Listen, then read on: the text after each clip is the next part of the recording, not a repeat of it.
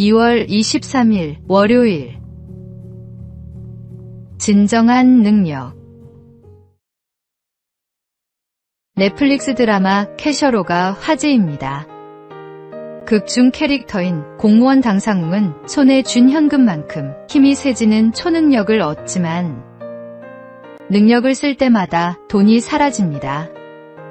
그는 돈이 아주 많았으면 착하게 살았을 텐데라고 생각하지만 정작 어머니가 평생 모은 3천만 원을 손에 쥔 날, 추락하는 버스를 구하며 진정한 영웅이 됩니다. 이 드라마는 씁쓸한 현실을 담고 있습니다. 극중 빌런은 현대사회에서 초능력보다 더 센 게 뭔 줄 알아? 돈이야 라고 말합니다. 돈이 곧 능력이 되는 세상.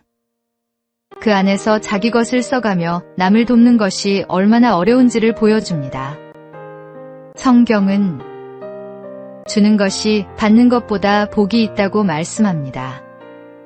진정한 능력은 가진 것에 많고 적음이 아니라 가진 것을 나눌 수 있는 마음에 있습니다. 주인공이 버스를 구한 순간 그가 잃은 것은 돈이었지만 얻은 것은 생명이었고 의미였습니다. 우리에게도 각자의 초능력이 있습니다. 시간, 재능, 물질, 관심이 그것입니다. 그것을 움켜쥐고 있을 때는 무거운 짐이지만 나눌 때 진정한 가치가 됩니다. 하나님께서는 우리가 가진 작은 것이라도 기꺼이 나누기를 원하십니다. 나누는 것, 그것이 진짜 능력입니다. 오늘의 말씀, 주는 것이 받는 것보다 복이 있다. 오늘의 만나, 가진 것을 나누는 일은 쉽지 않습니다. 하지만 그 순간 우리는 하나님의 사랑을 전하는 통로가 됩니다.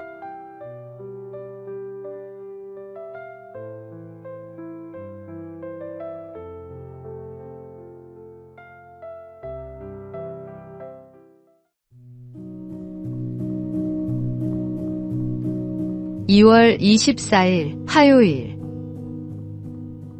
진정한 가치. 어느 날 장의차를 타고 가는데 앞에 쌀가마니처럼 보이는 짐을 가득 실은 트럭이 달려가고 있었습니다. 그런데 트럭이 덜컹거리는 바람에 가마니 하나가 땅에 툭 떨어졌습니다.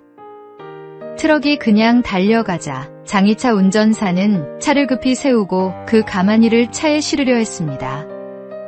그때 동네 사람들도 몰려 나왔습니다. 운전사는 자신이 먼저 보았으니 자기 것이라 주장했고 동네 사람들은 자기 동네에 떨어진 것이니 자기 것이라며 다투기 시작했습니다. 그때 한 집사님이 가마니를 열어보고 너털웃음을 지으며 말했습니다. 이것은 쌀가마니가 아니고 흙가마니요. 사람들은 에이 하면서 그 흙가마니를 그대로 내버려둔 채 흩어졌습니다. 사람들은 무엇 때문에 싸우는지도 모른 채 열심히 다투며 살아갑니다. 욕심이 눈을 가리면 진정한 가치를 분별하지 못합니다. 선한 마음으로 차근히 노력하면 얻을 수 있는 것을 굳이 싸우며 얻으려는 것은 어리석은 일입니다. 우리는 분별 있는 그리스도인으로서 세상의 헛된 다툼에서 벗어나 진정한 가치를 추구해야 합니다. 주님께서 주시는 지혜로 참된 것과 헛된 것을 구별할 수 있어야 합니다. 오늘의 말씀, 마음이 청결한 자는 복이 있나니 그들이 하나님을 볼 것임이요.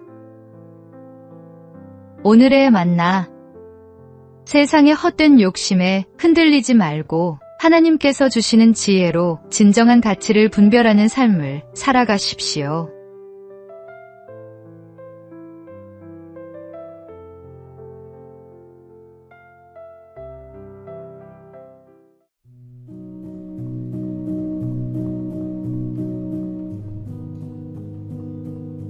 (2월 25일) 수요일. 사람을 보는 눈. 한 대학병원에 청소 담당 직원이 있었습니다. 그는 매일 새벽 병원 복도를 청소하며 환자들과 인사를 나눴습니다. 어느 날 한 교수가 그에게 물었습니다. 매일 환자들과 대화를 나누시는데 힘들지 않으세요? 그는 웃으며 답했습니다. 저는 환자분들을 환자로만 보지 않아요. 누군가의 부모님이고 자녀이고 친구예요. 그분들의 이야기를 들어주는 것만으로도 위로가 된다면 기쁩니다. 몇 년 후 그 교수는 큰 병에 걸려 입원했습니다. 어느 날 새벽, 청소 직원이 병실 문을 두드렸습니다. 교수님, 괜찮으세요? 오늘은 얼굴이 좀 안 좋아 보이시네요. 교수는 그제야 깨달았습니다. 자신은 환자들을 병명으로 대했지만 이 청소 직원은 사람들을 사람으로 대했다는 것을. 예수님께서는 서로 사랑하라고 말씀하셨습니다. 진정한 사랑은 상대방의 직함이나 위치가 아니라 그 사람 자체를 보는 것입니다.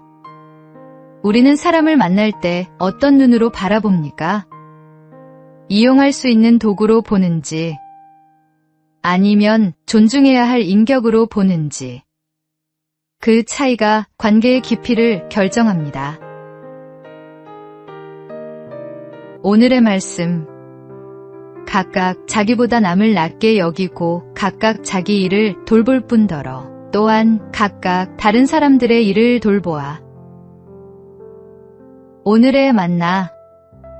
오늘 만나는 사람을 직함이나 역할이 아닌 하나님의 형상으로 지음받은 귀한 존재로 바라보시기 바랍니다.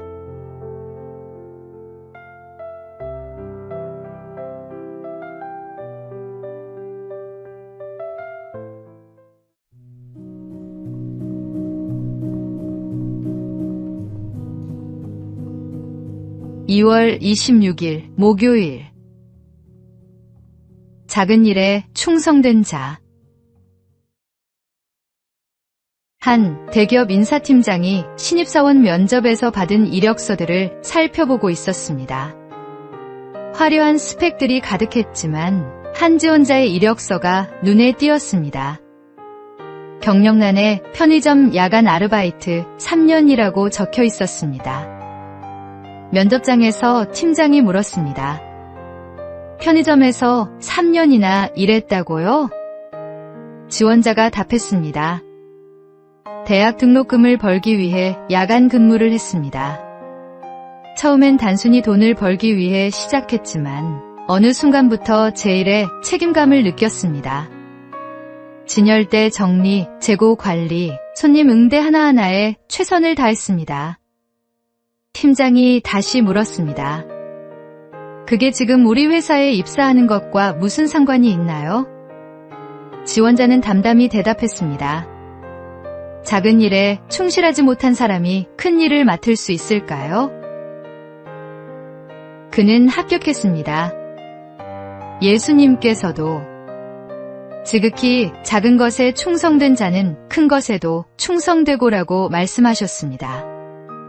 하나님께서는 작은 일에 최선을 다하는 사람을 통해 큰 일을 이루십니다. 지금 맡은 일이 작아 보여도 충실히 감당하십시오. 그 작은 충성이 모여 큰 믿음의 열매를 맺게 됩니다. 오늘의 말씀. 지극히 작은 것에 충성된 자는 큰 것에도 충성되고 지극히 작은 것에 불의한 자는 큰 것에도 불의하니라. 오늘의 만나. 하나님께서 우리에게 맡기신 작은 일들을 돌아보십시오. 그 일에 충성할 때 하나님은 더 큰 사명으로 우리를 인도하십니다.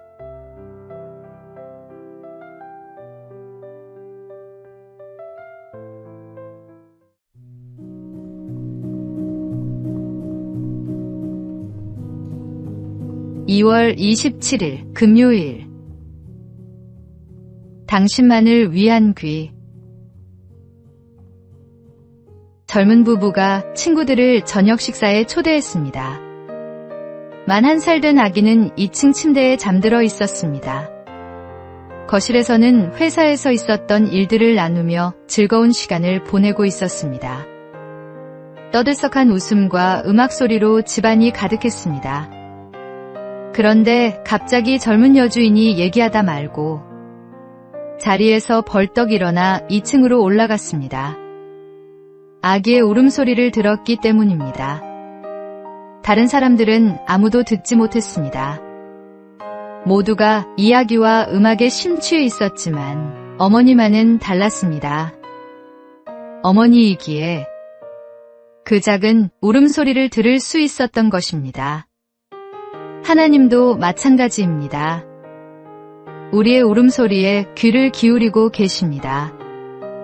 당신이 목마르고 배고프고 슬프고 힘들어서 울 때마다 하나님은 그 울음을 달래주기 위해 달려오십니다. 당신의 기도가 다른 사람의 기도에 밀려 묻힌다고 근심하지 마십시오. 사람들이 돌아보지 않아도 하나님은 당신을 향해 뛰어올 준비가 되어 계십니다. 세상의 소음이 아무리 크더라도 하나님은 당신의 작은 신음까지도 들으십니다. 무엇이든 기도하십시오. 하나님은 당신만을 위한 귀를 열어두고 계십니다. 오늘의 말씀. 아침에 주께서 나의 소리를 들으시리니 아침에 내가 주께 기도하고 바라리이다. 오늘의 만나. 오늘 작은 기도라도 주님께 올려드리시기 바랍니다. 그분은 당신의 기도를 듣고 계십니다.